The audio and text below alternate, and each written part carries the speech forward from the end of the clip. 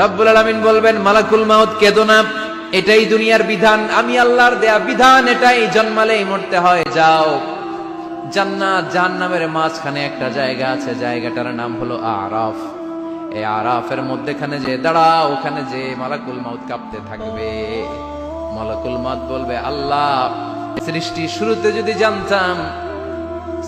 শুরুতে যদি জানতাম সবাইকে মৃত্যুদান করার পরে, রূহ কবজ করার পরে আমাকেও মরতে হবে, তাহলে এই কঠিন দায়িত্বের ব্যাপারে আপনার কাছে ক্ষমা চাইতাম।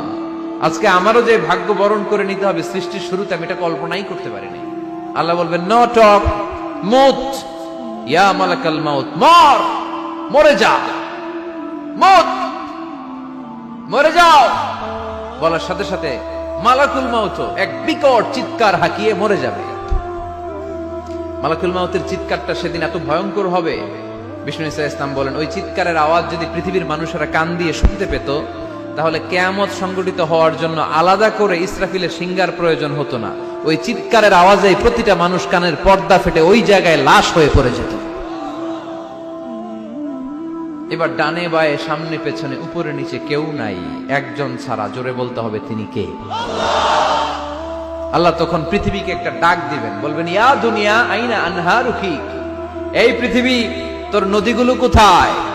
ইয়া দুনিয়া আইনা আশজারুকি, এই পৃথিবী তোর গাছগুলো কোথায়? বটতলা।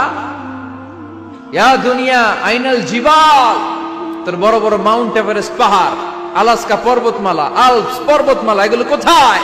তুর পাহাড় আজকে কোথায়?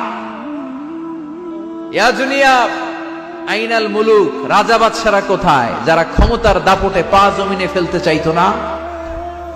আইনাল জাবাবেরা, অত্যাচারী স্বৈর শাসকগুলো আজকে কোথায়?